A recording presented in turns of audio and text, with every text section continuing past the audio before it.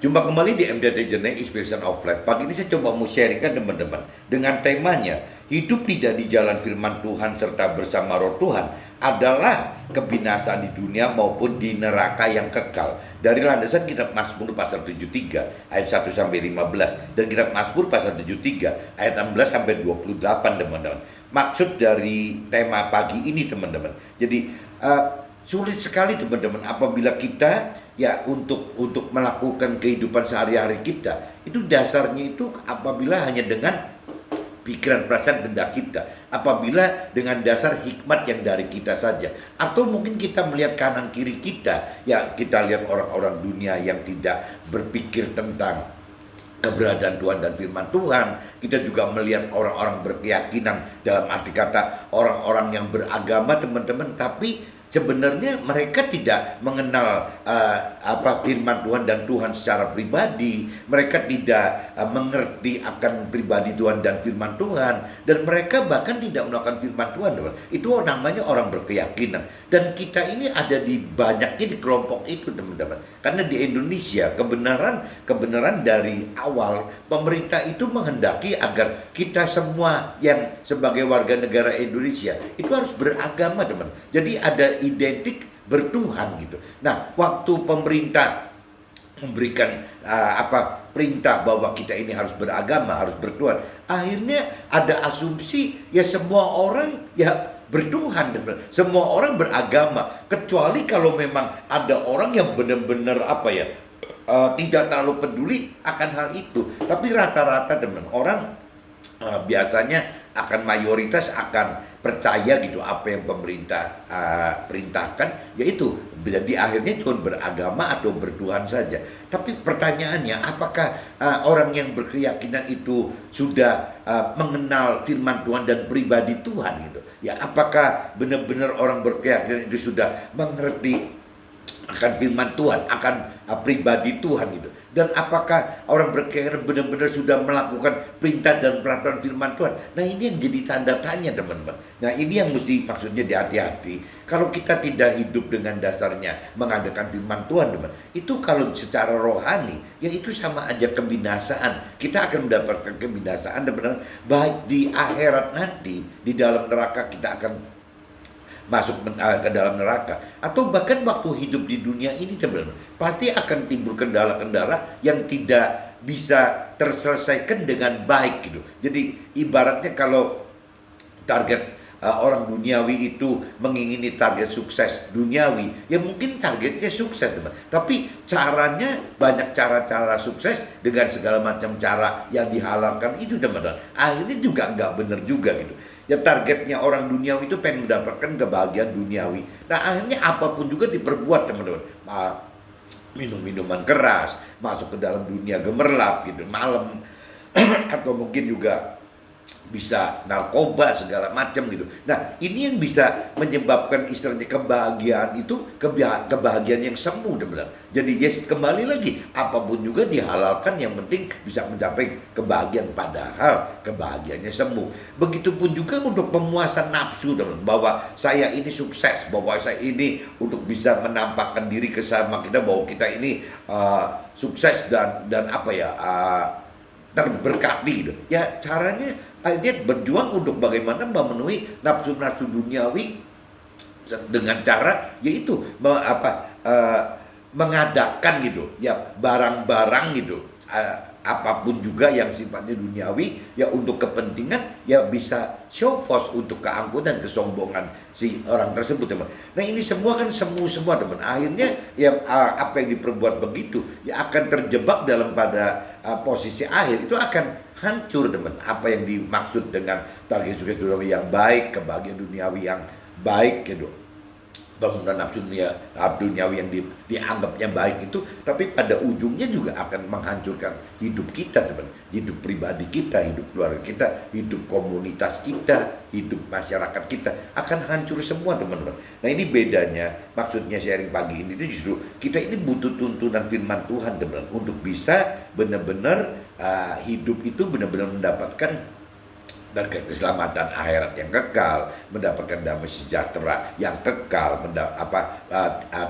hidup di dalam surga gitu bersama Tuhan. Itu tujuannya kan harus ada firman yang menuntun kita, teman-teman. Firman yang menjadi jalan, menjadi peta kebenaran hidup kita gitu, menuju kebenaran yang Tuhan rancang kendaki. Dan juga kita butuh Roh Tuhan, teman, sebagai kompas kebenaran hidup kita, sebagai kuasa kebenaran hidup kita, sebagai penuntun kebenaran hidup kita gitu ya, dalam menapaki jalan firman Tuhan tadi, teman. Sehingga apa yang Tuhan rancang kehendaki itu bisa nyampe, teman. Apa yang kita lakukan itu bisa masuk ke dalam rancangan kehendak Tuhan. Jadi maksudnya seperti ini, teman-teman. Nah, ini saya coba bacakan dulu saja, teman-teman, di kitab Mazmur pasal 73 ayat 1 sampai 28, teman-teman. Kitab Mazmur, teman-teman, pasal 73 dengan ayatnya nanti 1 sampai 28, teman-teman. Nah, ini saya coba bacakan di ayat 1 dulu. Perikopnya, teman-teman, berjudul Pergumulan dan Pengharapan. Itu judul perikopnya seperti itu, teman-teman. Jadi sesungguhnya Allah itu baik bagi mereka yang tulus hatinya. Jadi sesungguhnya Allah itu baik bagi kita yang tulus hatinya, bagi kita yang bersih hatinya. Jadi untuk bisa mencari Tuhan, kita butuh ketulusan dan bersih, teman-teman. Apabila kita dasarnya sudah tidak tulus dan tidak bersih, ya rasanya susah, teman-teman, untuk bisa ketemu dengan Tuhan gitu. Tetapi aku sedikit lagi maka kakiku terpleset, nyaris aku tergelincir, sebab aku cemburu kepada pembual-pembual. Kalau aku melihat kemujuran orang-orang fasik, ya sebab kesakitan tidak ada pada mereka, sehat dan gemuk tubuh mereka. Mereka tidak mengalami kesusahan manusia, dan mereka tidak kena tulah seperti orang lain. Sebab itu mereka berkalungkan kecongkakan dan berpakaian kekerasan, karena kegemukan kesalahan mereka mencolok. Hati mereka meluap-luap dengan sangkaan. Mereka menyindir dan mengata-ngatai dengan jahatnya. Hal pemerasan dibicarakan mereka dengan tinggi hati.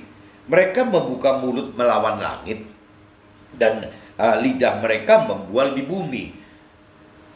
Sebab itu orang-orang berbalik kepada mereka, mendapatkan mereka seperti air yang berlimpah-limpah. Dan mereka berkata, bagaimana Allah tahu hal itu? Adakah pengetahuan pada yang maha tinggi?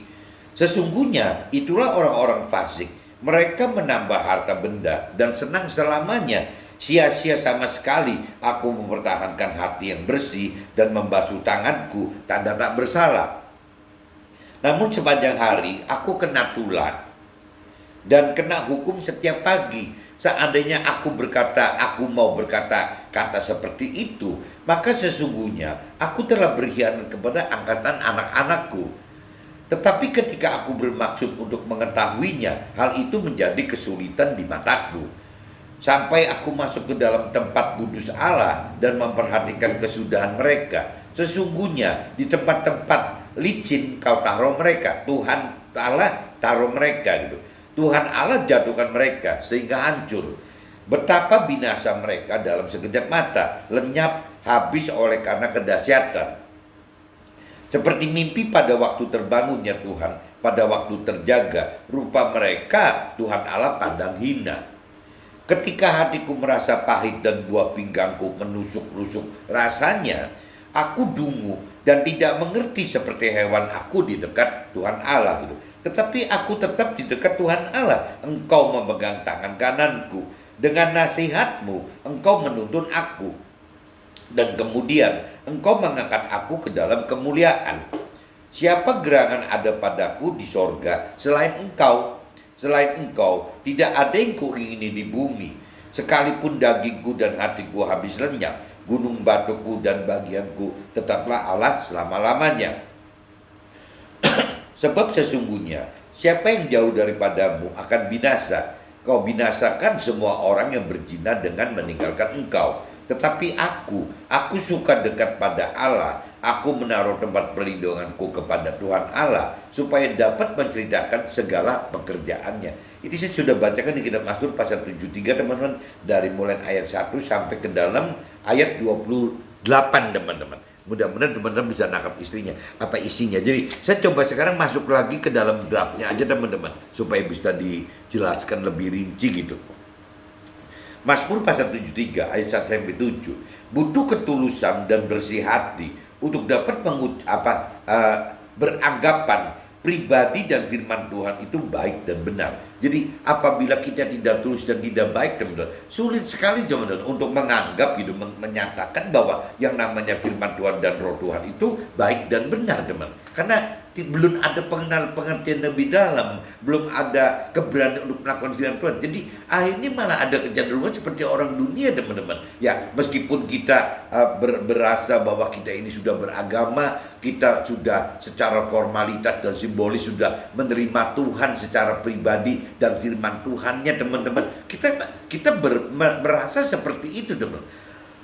Pikiran, perasaan, dan kehendak kita seolah beranggapan bahwa kita ini sudah bertuhan, sudah beragama. Tapi dalam realitanya, teman-teman, kita itu benar-benar tidak mengenal firman Tuhan dan pribadi Tuhan Allah, teman-teman. Kita tidak mengenal dan mengerti akan perintah dan peraturan firman Tuhan Allah. Kita tidak mengenal dan tidak mengerti akan janji-janji Tuhan Allah. Bahkan kita tidak mengenal dan mengerti akan yang namanya rancangan dan kehendak Allah. Kalau kita dalam posisi seperti ini, teman-teman, bagaimana kita bisa beranggapan bahwa kita ini sudah beragama, bahwa kita ini sudah bertuhan gitu. Ya kalau menurut saya ini bukan beragama, bukan bertuhan, tapi sudah berkeyakinan, iya. Dalam arti kata, ya keyakinan itu dengan percaya dirinya bahwa seolah-olah kita sudah berpikir, berperasaan, dan berkehendak seperti yang Tuhan pribadi atau firman perintah peraturan itu, teman-teman. Nah ini kacaunya orang berkeyakinan seperti ini. Beda dengan orang dunia, teman-teman. Kalau orang dunia itu termasuk kategori, mungkin di luar negeri masih banyak sekali, teman-teman, negara-negara yang membebaskan oleh orang boleh percaya Tuhan atau tidak percaya Tuhan itu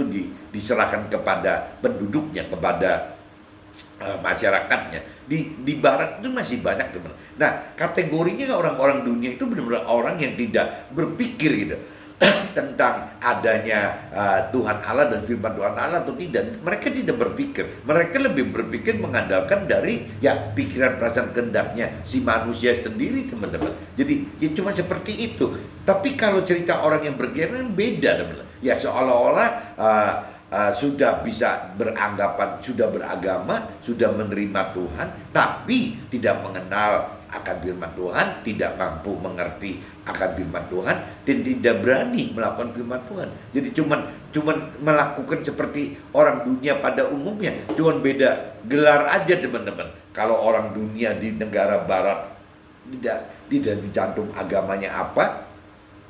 Kalau orang berkeyakinan, ya seolah-olah di KTP-nya dicantum, teman, bahwa beragama gitu. Nah ini agamanya kan banyak gitu, di Indonesia kan ada bisa macam-macam agama. Nah ini ya saya jelaskan seperti ini, teman. Nah kalau orang yang sudah dasarnya itu sudah tidak peduli, sudah tidak mikir dengan tulus dan bersih ingin mencari Tuhan itu, ya susah, teman. Susah untuk bisa bagaimana beranggapan bahwa pribadi Tuhan Allah dan firman Tuhan itu adalah yang menyelamatkan hidup kita gitu. Nah ini yang kadang-kadang bertolak belakang antara orang yang benar-benar berjuang ya karena tulus dan bersih hatinya untuk benar-benar melakukan firman Tuhan dan menghidupkan roh Tuhan gitu, dibanding dengan orang-orang yang dunia atau orang berkeyakinan. Kalau orang dunia sudah ekstrim sekali, teman-teman, tidak pernah akan bicara soal Tuhan dan firman Tuhan. Tapi kalau dengan orang berkeyakinan, kadang-kadang orang berkeyakinan itu masih, teman-teman, masih bicara yang mengupas akan Tuhan dan firman Tuhan gitu. Cuman mungkin klasifikasi orang berkeyakinan itu beda-beda, benar. Ada yang cuma sekedar mau mencari Tuhan gitu, tapi benar-benar tidak membaca firman Tuhan, tidak mengenal firman Tuhan, tidak mengerti firman Tuhan, dan tidak melakukan firman Tuhan. Itu ada, teman, kategori kelompok orang yang paling dasar gitu ya, paling kelompok A, anggaplah begitu. Itu seperti itu ya, seolah-olah mau mencari Tuhan, tapi benarnya nggak mencari Tuhan gitu. Nah yang kedua, teman, ada kelompok lagi yang benar-benar mencari Tuhan, bukan tidak mencari Tuhan. Dan coba mereka masuk ke dalam pengenalan akan firman Tuhan, teman. Ya terus, nah, tapi hati-hati, teman. Kalau kelompok yang B, kelompok yang kedua ini adalah orang yang mengenal firman Tuhan dari pikiran, perasaan, kehendaknya sendiri, atau maksimal mungkin dari input-input si teman rohani yang lebih senior atau mentor rohani atau rohaniawannya, tetap kelompok mereka ini kenanya kelompok manusia teman. Nah sedangkan untuk bisa mengerti dan mampu mengerti firman Tuhan, ya firman Tuhan katakan kita harus menghidupkan roh Tuhan. Waktu kita menghidupkan roh Tuhan, nanti akhirnya teman-teman pengertian akan firman Tuhan bukan lahir dari pengertian hikmatnya manusia gitu, hikmatnya si diri kita sendiri atau teman senior rohani kita atau mentor rohani kita atau rohaniawan, bukan dari kelompoknya hikmatnya manusia, tapi dari hikmatnya Tuhan teman. Nah di dalam kelompok yang yang ketiga ini teman, itu berarti kan orang yang mengerti akan firman Tuhan tapi dari hikmatnya sendiri teman-teman. Dan yang keempat teman-teman, ya kelompok D gitu, kelompok yang mampu mengerti firman Tuhan dari hikmatnya Tuhan gitu, bukan dari pikiran perasaan kehendaknya manusia, tapi dari pikiran perasaan kehendak Tuhan. Nah ini yang sudah lebih baik teman-teman daripada kelompok A, B, C gitu, itu masih kacau. Yang D itu sudah lebih baik teman. Tapi balik lagi teman, apabila tidak masuk ke dalam kelompok yang kelima, maksudnya mengerti firman Tuhan dan berani melakukan firman Tuhan, itu ya percuma teman. Karena parameter pengadilan Tuhan nanti di akhirat, penghakiman penghukuman Tuhan nanti di kiamat, waktu kiamat gitu, waktu kita dibangkitkan dan diadili, dihakimi, dihukum di akhirat nanti untuk bisa masuk surga atau neraka, itu kuncinya itu bukan mau mencari Tuhan dan firman Tuhan, bukan cuma sekedar mau mengenal mampu mengenal gitu ya firman Tuhan gitu, mampu mengenal dari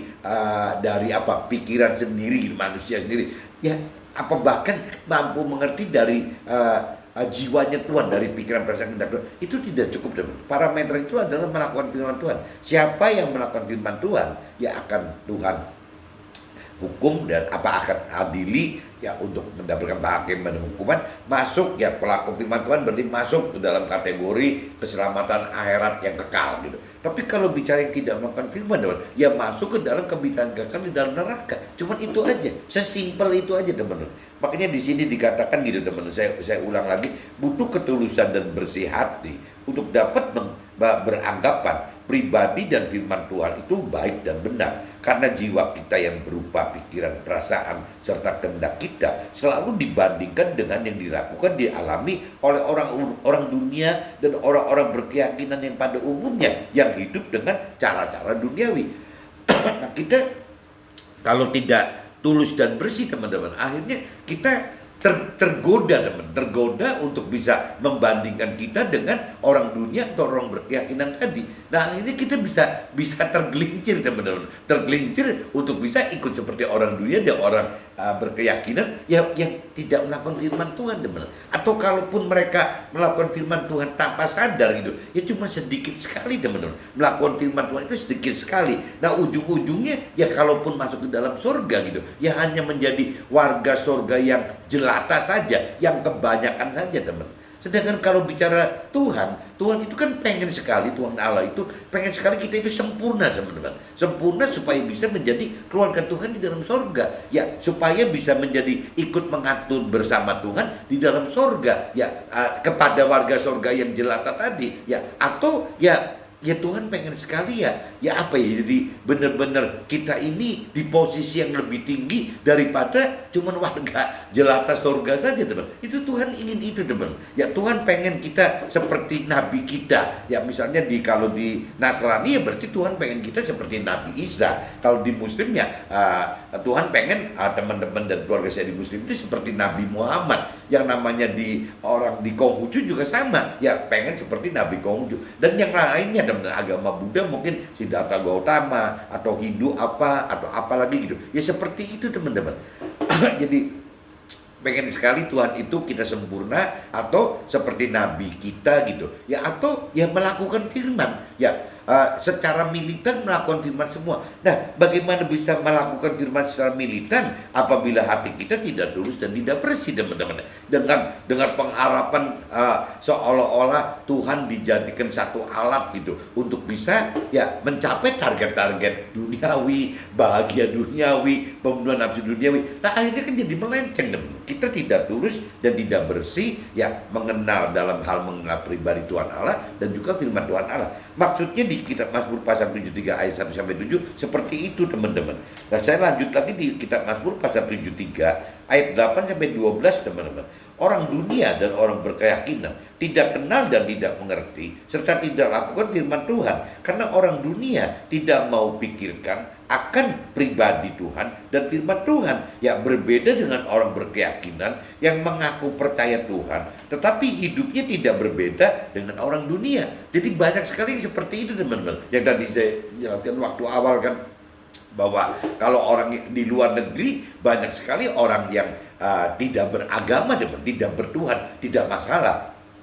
Beda dengan di Indonesia, pemerintah itu sudah baik hati untuk sudah mengarahkan semua masyarakat Indonesia itu harus bertuhan, karena itu yang paling benar, beragama gitu. Nah, cuman masyarakatnya ini yang tadi saya katakan banyak sekali kelompok-kelompoknya gitu. Yang kalau bicara orang yang seperti orang dunia, mungkin ya sudah keterpaksa cuman sekedar di KTP tanda tangan agama apa, tapi dalam prakteknya udah nggak peduli teman-teman, nggak mikir gitu. Ya urusan Tuhan dan firman Tuhan itu nggak pernah dipikirin. Tapi kalau bicara orang berkaitan beda sebenarnya. Ya mereka menyadari, mengaku bahwa mereka itu percaya Tuhan kok. Ya, bahwa mereka itu mencari Tuhan kok. Bahwa mereka itu mengenal Tuhan, mereka itu mengerti Tuhan, dan mereka itu melakukan firman Tuhan. Padahal tidak teman-teman. Membaca firman Tuhan pun jangan-jangan satu putaran, satu katam aja juga tidak. Nah, sekarang kalau kita bicara, kita sudah yang sepuh-sepuh, teman saya ada yang sudah sekitar 65-70 tahun gitu teman-teman. Ya kalau saya tanya, apakah pernah baca firman Tuhan gitu satu kali putaran saja, satu periode, satu katam aja? Nggak pernah katanya. Lah, tapi orang teman saya ini duduk di lembaga, di tempat ibadah itu di posisi yang tinggi teman-teman. Seperti apa sih, majelisnya begitu gitu. Nah, coba bayangin kalau majelisnya atau ketua umum di lembaga, di tempat ibadah itu baca firman pun tidak, bagaimana nih dengan pengikut-pengikutnya yang mungkin jumlahnya puluhan bahkan ratusan orang gitu? Apa bukan jadi menyesatkan teman? Ya nanti akhirnya semua yang diberi sharing input-input duniawi dengan rohani itu tidak ada bedanya teman-teman. Lama-lama yang rohani itu diduniawikan gitu. Nah, ini kembali lagi tergantung yang tadi saya bilang, kelompoknya kelompok termasuk kelompok A, B, C, D atau yang mana gitu. Nah, ini yang mesti teman-teman mesti buruan sadar, koreksi diri bahwa ya kalau kita bener pengen percaya Tuhan, pengen taat kepada Tuhan, mengasihi Tuhan, ya mau nggak mau teman-teman, kita harus dengan dasar ya harus tulus dan bersih hati tadi teman-teman, untuk bisa menggeluti akan firman Tuhan dan pribadi firman Tuhan. Kuncinya itu teman-teman, tidak bisa cuma sekedar ya cuma begitu saja, nanti takutnya malah keseret gitu. Firman Tuhan ingatkan jangan sampai kita keseret ke dalam orang-orang dunia atau orang yang berkeyakinan tadi teman-teman. Mazmur 73 ayat 13 sampai 15. Melakukan firman Tuhan bukan hal mudah, karena orang dunia dan orang berkeyakinan menganggap pelaku firman itu bertentangan dengan rancangan dan kehendak Tuhan, sehingga akan dianggap sebagai ketidakwajaran dan kebodohan. Target duniawi adalah kesuksesan, kebahagiaan, serta pemenuhan nafsu-nafsu duniawi, sedangkan targetnya rohani adalah keselamatan, damai sejahtera, dan maksud surga. Nah, ini di Mazmur pasal 73 13 sampai 15 teman-teman, seolah-olah menjelaskan bahwa ya bedanya hal duniawi dan rohani itu teman. Kalau bicara hal duniawi itu kan representasi dari rancangan dan kehendak iblis teman-teman. Tapi kalau bicara rohani adalah representasi dari rancangan dan kehendaknya Tuhan gitu. Nah, di dua titik rancangan dan kehendak ini berbeda sekali teman-teman. Yang namanya kalau rancangan dan kehendaknya iblis itu kebenaran teman-teman, sama mirip-mirip dengan apa yang dirancangkan oleh orang dunia, bahkan yang dirancang dan kehendaki oleh si orang yang berkeyakinan tadi teman-teman, pasti bertentangan dengan apa yang dirancang dan kehendaki oleh Tuhan Allah. Nah, kalau kita detailkan apa sih ya rancangan dan kehendaknya orang dunia atau orang berkeyakinan gitu, atau bahkan mungkin iblis. Iblis juga sama dengan rancangan dan kehendaknya itu tidak beda dengan rancangan apa yang dirancangkan dan dikehendaki oleh dunia atau orang berkeyakinan. Satu, target sukses duniawi dengan segala macam cara boleh diperbuat gitu. Yang penting sukses, urusan karirnya, kerjanya gitu, itu harus sukses. Itu ya seperti itu teman. Itu satu. Kedua, bagaimana mencari kebahagiaan dunia? Caranya bagaimana? Terserah, semua dihalalkan. Yang pengen pakai narkoba, pengen pakai minuman keras, pengen pakai dunia gemerlap malam, pengen pakai ini itu, dipersilakan semua gitu. Nah itu untuk mendapatkan kebahagiaan duniawi. Maksudnya orang duniawi seperti itu, maksud orang berkeyakinan seperti itu. Dan yang ketiga teman-teman, bahwa bagaimana mumpung masih hidup di dunia ini, masih mungkin bisa menikmati. Bagaimana kita bisa menikmati dunia. Bahkan lucu loh teman, ada orang yang berkeyakinan kalau cerita masih umurnya di bawah 40, ya dianggapnya mumpung masih 40, sebelum 40. Jadi kita secara fisik apa kuat. Jadi apa saja boleh dilakukan gitu. Tapi nanti kalau sudah orang yang sudah pensiun, mikirnya beda lagi teman. Ya mumpung kita sudah masuk ke masa pensiun, berarti sisa-sisa keinginan kita itu harus terjadi. Saya pengen punya rumah di kota ini, saya pengen punya villa di kota ini, saya pengen hidup seperti ini, seperti itu gitu. Ya ini kan semua kan berbeda dengan apa yang Tuhan rancang dan kehendaki teman-teman. Kalau Tuhan rancang dan kehendaki, setelah kita sudah dewasa rohani gitu, lepas itu umurnya berapa gitu, Tuhan itu pengen sekali kita itu bukan bicara mentargetkan diri hidup di dunia ini teman-teman. Tuhan berulang-ulang kali katakan bahwa dunia ini adalah dunia yang fana, bukan rumah tetapnya kita gitu loh. Dunia ini akan hancur, tidak ada apapun juga yang kita miliki di dunia ini bisa terbawa ke dalam surga dan bla bla bla bla yang lain gitu. Tuhan sudah capek ngingetin di firman-Nya seperti itu. Tapi kenapa sih kitanya kalau bicara orang dunia, balik lagi saya nggak pengen komentarin lah, itu orang dunia memang tidak mikir, tidak peduli kok ada Tuhan atau tidak ada Tuhan, ada firman atau tidak.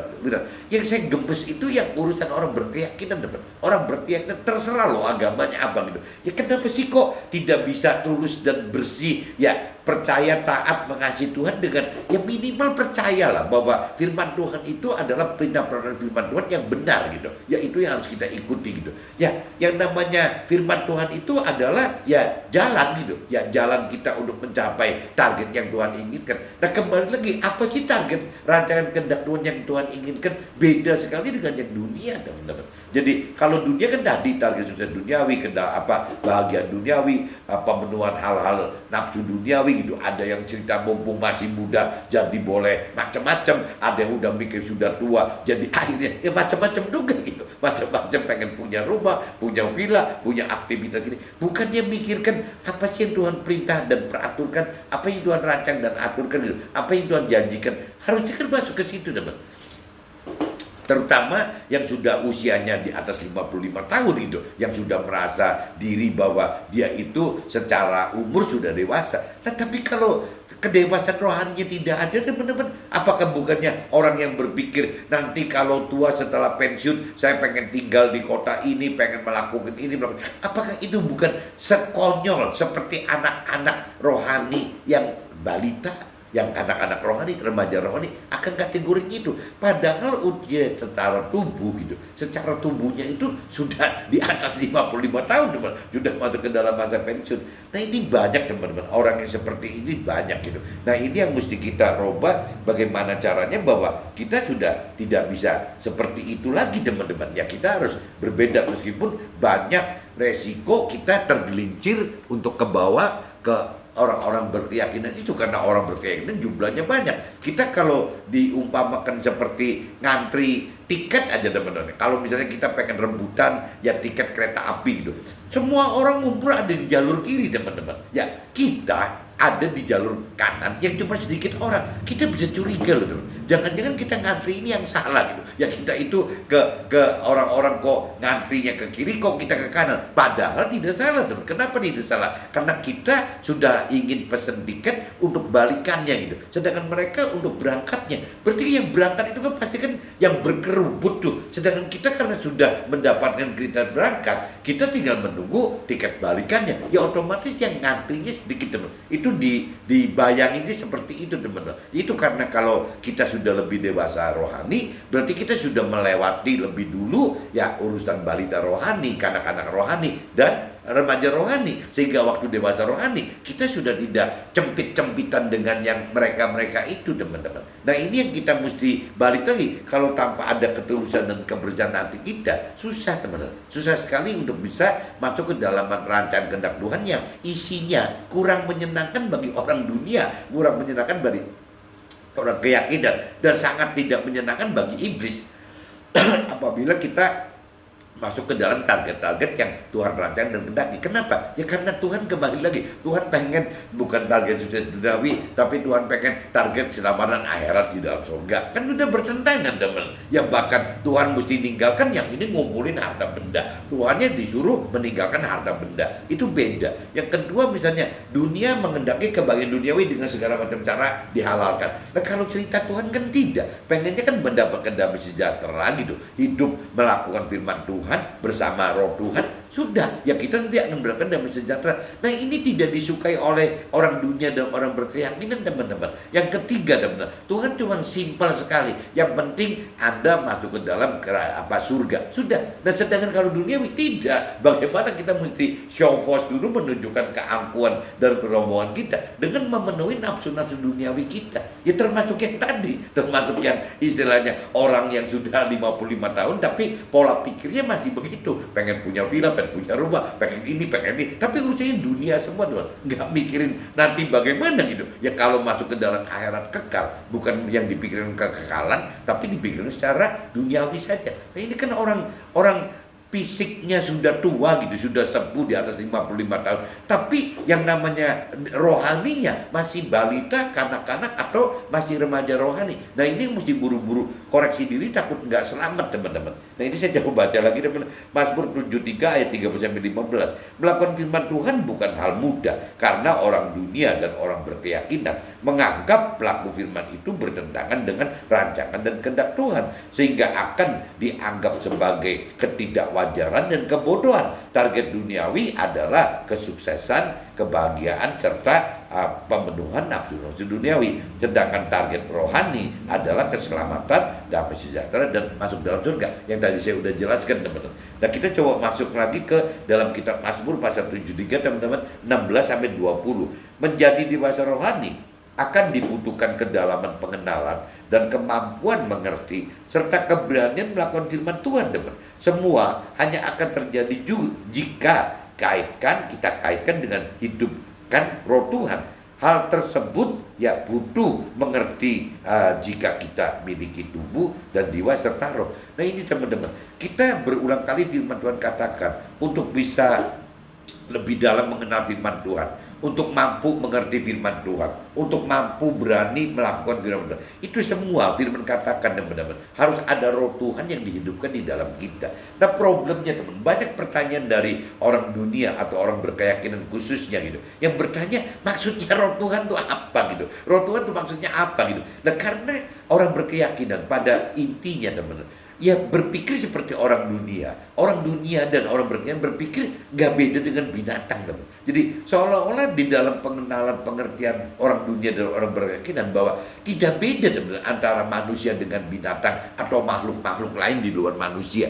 Padahal kalau bicara kita yang sudah lebih mengerti akan firman Tuhan, teman, bahwa manusia itu kan beda, teman, dengan binatang, beda dengan makhluk-makhluk lain gitu. Karena hanya manusia yang diberi tiupan roh Tuhan gitu. Ya, waktu zaman penciptaannya, teman-teman. Itu, teman-teman, bedanya. Jadi di dalam manusia itu beda dengan makhluk lain, dengan binatang gitu. Kalau binatang dan makhluk lain mungkin hanya terdiri, bukan mungkin, pasti hanya terdiri dari tubuh dan jiwa saja, teman-teman. Ya, hanya tubuh dan jiwa gitu. Nah, tapi kalau manusia beda, teman-teman. Di luar tubuh dan jiwa itu ada roh gitu. Ya, roh ini pengenalan pengertian bahwa manusia itu adalah makhluk istimewa yang dari Tuhan, yang Tuhan ciptakan, beda dengan makhluk lain, bahkan binatang juga gitu. Ya, bahkan malaikat, teman-teman. Ini beda. Manusia itu benar-benar ada di kasta tertinggi gitu, dari cerita kalau di India gitu, di Hindu ya, kasta tertinggi dari semua makhluk di dunia ini, teman-teman, di akhirat, di dunia dan akhirat ini. Manusia itu adalah makhluk yang tertinggi, kastanya tertinggi. Nah, ini kita mesti sadari supaya bisa kita di posisi yang tertinggi gitu, kasta yang tertinggi. Ya kita harus bisa mengenal mengerti bahwa di dalam manusia itu, di dalam kita ini minimal gitu, harus tahu bahwa ada tubuh, ya jiwa dan roh, ya beda dengan binatang atau makhluk lain gitu, yang hanya terdiri tubuh dan jiwa. Nah, yang konyol teman, apabila orang berkeyakinan, orang dunia beranggapan bahwa manusia itu sama dengan binatang atau makhluk yang lain, akhirnya mereka kehilangan ya mendapatkan facility ya bahwa ada roh, ada unsur roh di dalam manusia itu. Nah, kalau unsur roh itu tidak dimengerti, teman, akhirnya roh Tuhan yang Tuhan sudah hidupkan, berikan kepada kita, setiap manusia, tidak cuma orang rohani Nasrani aja, tapi semua manusia di dunia gitu sudah diberikan roh Tuhan. Roh Tuhan ini mau ditempatkan di mana, teman-teman? Kalau sampai kita tidak menghidupkan roh kita di dalam tubuh kita. Nah, ini teman-teman. Nah, kalau kita tidak mengenal, tidak mengerti bahwa di dalam kita itu ada 3 unsur, tubuh, jiwa, roh gitu. Nah, roh ini sebagai rumahnya, baitnya roh Tuhan di dalam kita. Nah, bagaimana kita bisa menghidupkan roh Tuhan, teman-teman? Kita sendiri tidak mengenal, mengerti bahwa kita ini adalah makhluk roh gitu. Justru makhluk roh ini yang Tuhan selalu gembar-gemborkan bahwa karena kita ini makhluk roh, jadi akhirnya waktu kita meninggalkan dunia di sini, teman-teman, akan bangkit kembali, teman-teman. Rohnya gitu, makhluk rohnya itu akan bangkit kembali, ya membentuk jiwa dan tubuh yang baru di dalam akhirat nanti, teman-teman. Nah, tinggal di mana gitu, ya kita pilihannya, penghakiman, penghukuman dan pengadilannya jatuhkan kita di akhirat itu di mana? Ke dalam neraka apa ke dalam surga? Nah, itu tergantung, teman, dari apa yang kita lakukan di dunia saat ini, teman. Jangan berpikir ya nanti aja urusan akhirat, kan urusan akhirat. Sekarang di dunia ngapain kita mikir urusan akhirat? Nah, itu salah besar, teman. Karena apa yang kita akan dapatkan di akhirat, itu neraka atau surga, itu sangat bergantung dengan apa yang kita persiapkan dan lakukan di dunia ini, teman. Jadi kalau kita tidak melakukan firman Tuhan gitu, ya tidak menghidupkan roh Tuhan, ya pasti nggak bisa masuk ke dalam keselamatan akhirat yang kekal dalam surga, teman. Pasti akan tergelincir, terprosok masuk ke dalam kebinasaan dalam neraka. Karena syaratnya gitu, hanya orang yang melakukan firman Tuhan saja yang bisa masuk di dalam surga gitu. Ini makanya teman-teman mesti hati-hati sekali. Jadi dasarnya kalau kita bicara hidup kita ini, ada firman Tuhan sebagai peta kebenaran hidup kita, dan ada roh Tuhan sebagai kompas kebenaran hidup kita. Nah, yang urusan firmannya kan nyata, teman-teman. Ya, kita bahkan di toko buku pun bisa beli kitab suci, teman-teman. Gampang sekali gitu. Kita searching di mana-mana juga bisa ketemu aplikasi soal kitab suci. Lepas itu pengen Alkitab, mau Al-Quran atau agama lain, itu gampang sekali. Tapi kalau bicara roh, teman-teman, roh Tuhan, buktinya di mana gitu? Nggak bisa nampak. Ya kan ada di dalam pribadi kita masing-masing, teman. Nah, itu untuk bisa kita menghidupkan di dalam kita ada roh Tuhan, ya satu-satunya jalannya kita mesti kenal dan mengerti dulu bahwa kita ini beda dengan makhluk lain. Kita ini beda dengan binatang yang hanya terdiri dari tubuh dan jiwa saja. Kalau kita kan tidak ada unsurnya roh gitu. Nah, setelah pengertian bahwa di dalam kita ada unsur roh, baru, teman-teman, kita bisa menghidupkan roh Tuhan yang ada di dalam yang Tuhan sudah berikan kepada kita di dalam roh kita. Nah, berarti kita hidup itu nanti akhirnya punya dua pegangan, teman. Satu firman Tuhan gitu, yang kedua roh Tuhan. Ya, kalau kita udah punya firman Tuhan dan roh Tuhan, nah kita bisa dewasa rohani, teman-teman. Dan kita akan bisa masuk ke dalam rancangan kehendak Tuhan, yaitu mencapai target keselamatan akhirat, bisa mendapatkan damai sejahtera di dalam akhirat, bahkan bisa tinggal di dalam surga. Bahkan tidak cuma tinggal di dalam surga, tapi bagaimana menduduki posisi surga yang tinggi sebagai pengatur warga surga atau sebagai keluarga Tuhan dalam surga. Itu yang Tuhan inginkan. Jadi kembali lagi, teman-teman mesti hidupkan roh Tuhan dengan cara bagaimana mengenal mengerti lebih dulu bahwa di dalam manusia itu tidak seperti binatang atau makhluk lain, ya yang cuma terdiri dari tubuh dan jiwa, tapi manusia itu adalah tubuh, jiwa dan roh gitu. Nah, ini yang mesti dicamkan. Ini mestinya yang terus-menerus harus mentor rohani dan rohaniawan, menurut saya harus tekankan kepada saya ini gitu. Ya, sebagai orang di marketplace, di dunia sekuler, sebagai pengusaha, sebagai teman saya sama-sama pengusaha atau orang karir atau buruh gitu, itu butuh teman-teman dari mentor rohaniawan untuk bisa mengenalkan ke kita-kita ini gitu ya, bahwa yang namanya ya kita ini makhluk roh gitu yang tidak bisa mati begitu aja. Kalau binatang kan langsung mati teman-teman, begitu mati di dunia ya sudah, tidak ada cerita nanti di alam haratnya gimana, ya sudah mati gitu. Tapi kalau kita kan tidak teman-teman, ya kematian kita di dunia ini adalah awal kebangkitan kita di akhirat gitu. Nah kan bedanya di situ ya. Coba rohani dan mentor rohani harusnya jelaskan kepada kita-kita yang di dunia sekuler atau di marketplace ini teman-teman. Mazmur pasal 73 ayat 21 sampai 24. Tanda-tanda dewasa rohani adalah adanya kesadaran diri bahwa kita ini adalah makhluk yang lemah dan serba salah dalam menentukan dan menjalani hidup tanpa ada peta firman Tuhan dan tanpa kompas roh Tuhan itu, serta kepasrahan jiwa kita kepada Tuhan karena kita percaya dan taat serta mengasihi Tuhan. Itu kembali lagi, jadi kalau kita tidak benar-benar kita tidak dewasa rohani, ya itu tidak ada kesadaran diri teman. Tapi kalau kita dewasa rohani, kita akan sadar diri bahwa kita ini lemah sekali teman-teman, bahwa kita ini kalau tidak ada tuntunan atau perlindungan dari Tuhan teman, rasanya untuk bisa masuk ke dalam rancangan kehendak Tuhan itu nggak mungkin teman-teman. Apalagi kalau kita kadang-kadang karena ada dagingnya gitu teman. Kadang-kadang kita yang tadi dikatakan kita itu selalu compare-nya dengan orang berkeyakinan gitu, dengan orang dunia, khususnya orang berkeyakinan, karena orang berkeyakinan itu kan mirip-mirip teman, mirip-mirip dengan kita yang mau melakukan firman Tuhan itu sama gitu ya, sama punya 3 unsurnya, tubuh jiwa roh, sama-sama ngaku percaya Tuhan ya, taat kepada Tuhan, mengasihi Tuhan ya, mengenal pribadi Tuhan, mengenal firman, sama teman, itunya sama. Nah cuman beda kualitas aja. Kalau benar-benar kita pelaku firman Tuhan adalah ya bagaimana benar-benar teman-teman mencari Tuhan, ya benar-benar mencari firman Tuhan seperti di kitab Matius pasal 6:33 tadi teman. Cari dahulu kerajaan Allah dan kebenarannya, berarti carilah Tuhan dan firman Tuhannya, baru Tuhan akan nambahkan untuk keperluan duniawi kitanya. Nah kita-kita yang sudah dewasa rohani akan mengerti ini teman-teman. Jadi yang dicari itu jangan kitanya berbohong gitu, munafik terhadap Tuhan. Kita mestinya pengen incer yang duniawi dulu, yang mencari duniawi priority satunya, baru nanti tambahannya ya kita mencari dan mengenal pribadi Tuhan dan firman Tuhan. Itu kan kebalik teman. Kalau firman Tuhan kan nggak katakan begitu. Firman Tuhan katakan kan kita harus mencari dahulu kerajaan Allah dan kebenarannya. Kita harus mencari Tuhan pribadinya dan juga firman Tuhannya dulu. Itu mencari dulu loh, carilah. Bahkan di kata-kata berikutnya nanti Tuhan tambahkan untuk hal-hal duniawinya gitu. Nah ditambahkan bukan mencari loh, ditambahkan itu berarti boleh pasif. Kenapa? Karena Tuhan yang akan aktif nambahkan untuk kita. Teman-teman bisa nangkep nggak? Jadi maksudnya kalau dalam hal mencari Tuhan dan firman Tuhan, kita harus proaktif teman-teman, karena kita harus mencari gitu. Tapi kalau Tuhan cerita ditambahkan itu kan tidak perlu mencari.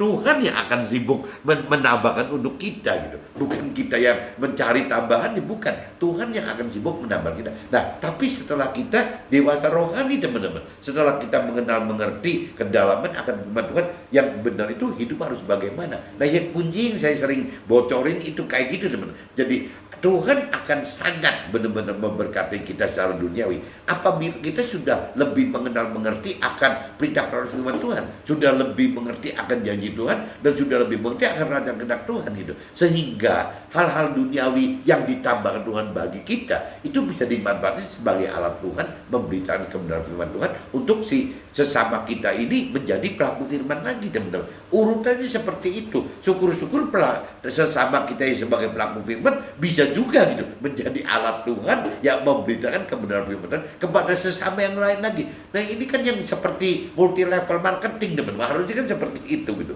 Kita pengusaha, kita yang di marketplace, di sekuler, orang karir, buruh itu harusnya menjadi pelaku multi level marketing teman-teman untuk urusan rohani. Yang bagaimana awalnya kita melakukan firman Tuhan, akhirnya kita bisa mampu memberitakan kebenaran firman Tuhan, dan ujungnya melahirkan pelaku-pelaku firman Tuhan, dan pelaku firman itu syukur-syukur dijadikan alat Tuhan lagi oleh Tuhan untuk menjadi pemberita kebenaran firman Tuhan lagi, sehingga ya ada sesama lain yang melakukan firman Tuhan lagi. Urutannya begitu tuh sebenarnya itu persis kayak multi level marketing. Harusnya fungsi kita begini, bukan fungsinya mentor rohani atau rohaniawan. Itu mestinya tugasnya kita-kita yang di marketplace sekuler, pengusaha terhadap pengusaha, pengusaha terhadap orang karir, pengusaha terhadap buruh. Nah begitu juga nanti yang namanya orang karir kan, orang karir ke pengusaha, orang karir kepada buruh gitu. Harus seperti itu. Buruh juga sama, harus bisa coba mengarahkan si karir dan orang pengusaha ini untuk menjadi pelaku firman yang benar, teman-teman. Nah, ini kalau kita bicara di kitab Mazmur pasal 73 ayat 25 sampai 28, teman. Dewasa rohani simpulkan bahwa hanya Tuhan yang terpenting dalam hidup kita, karena hidup tidak di dalam firman Tuhan dan hidup tidak bersama Roh Tuhan adalah kebinasaan di dunia maupun di neraka yang kekal. Ya, Tuhan kehendaki agar kita hidup dekat dan berlindung pada Tuhan, dekat dan berlindung pada Tuhan, serta bersaksi tentang kebesaran Tuhan kepada sesama kita, teman-teman, agar sesama kita diselamatkan. Nah ini tujuan Tuhan itu seperti itu, teman. Jadi bagaimana Tuhan membentuk kita dari mulai balita rohani, ya ke dalam anak-anak rohani, ke remaja rohani, sampai ke tingkat dewasa rohani. Waktu kita dewasa rohani, ya kita akan benar-benar bisa hidup, ya yaitu kita bisa ada pengertian bahwa yang terpenting itu kita hidup itu di dalam firman Tuhan, dan juga menghidupkan Roh Tuhan. Tanpa di dalam firman Tuhan, tanpa menghidupkan Roh Tuhan, kita itu akan menghadapi kebinasaan, teman. Baik di dunia ini maupun di akhirat nanti loh. Kalau di pengadilannya kan ada dua, teman. Kalau pengadilannya cerita setelah kematian kita gitu kan akan dibangkitkan kembali, berarti akan mendapat pengadilan yang kedua, dan pengadilan oleh Tuhan Allah langsung yang maha hadir itu gitu, satu persatu yang akan ditentukan, dihakimi dan dihukum sesuai dengan perbuatan kita di dunia ini, teman-teman. Apabila kita melakukan firman, ya berarti kita masuk mendapatkan keselamatan akhirat yang kekal. Kalau seandainya tidak melakukan firman, ya kita akan masuk ke dalam kebinasaan neraka yang kekal. Cuma itu aja, teman-teman. Nah cuman kan kembali lagi, apa sih dampaknya? Kalau dampaknya di sana kan ada hukum di akhirat yang antara surga dan neraka. Tapi dampaknya benar, dampak apabila kita tidak melakukan firman Tuhan, apabila kita tidak hidup bersama Tuhan, di dunia pun akan berasa, teman-teman. Ya, keluarganya itu akan berantakan gitu. Meskipun ya seolah-olah terkesan sukses duniawi, tapi sebenarnya kacau balau di dalamnya, teman-teman. Ya, nampak bahagia, tapi sebenarnya penuh prahara gitu di dalam keluarganya. Ya, seperti bisa memenuhi nafsu dunia, tapi ujung-ujungnya bisa bunuh diri, teman-teman. Bisa depresi, bisa bunuh diri, bisa gila gitu. Ya bisa seperti itu, teman-teman. Karena apa? Karena semua semu yang diperbuat ya dengan cara-cara duniawi itu ya akan membawa kebinasaan. Ya kalau cerita di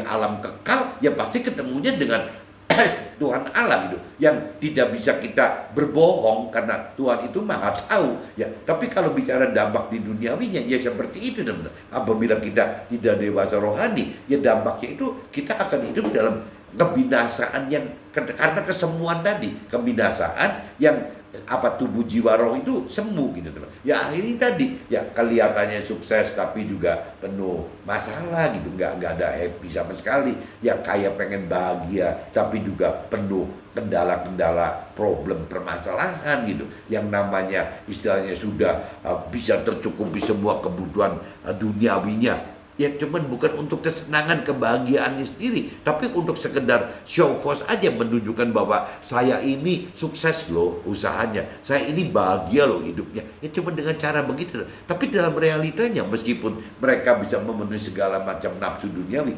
tidak ada, teman-teman, ya rasa tenang, aman, damai sejahtera bahwa ya mereka ini hidup sudah benar, tidak ada. Jadi tetap aja ujung-ujungnya ya kalau cerita nanti meninggal dunia dibangkitkan di alam kekal, ya akan di pengadilan Tuhan Allah yang secara maha hadir itu kita akan mendapatkan hukuman, masuk ke dalam neraka, teman-teman. Sebaliknya di dunia ini juga kita menikmati, teman-teman, karena ulahnya kita gitu tidak mengenal, tidak mengerti akan firman Tuhan dan tidak melakukan firman Tuhan. Ya ujung-ujungnya yang tadi semua jadi semu, teman-teman. Ya sukses duniawinya jadi semu, bahagia duniawi juga jadi semu, memenuhi hal-hal duniawi juga bukan jadi semu juga, karena maksudnya tidak ada gunanya, teman-teman. Ya yang mereka tampakkan pemenuhan nafsu duniawi itu dengan kompensasi apa misalnya dari mulai pakaiannya hebat-hebat, mewah-mewah gitu,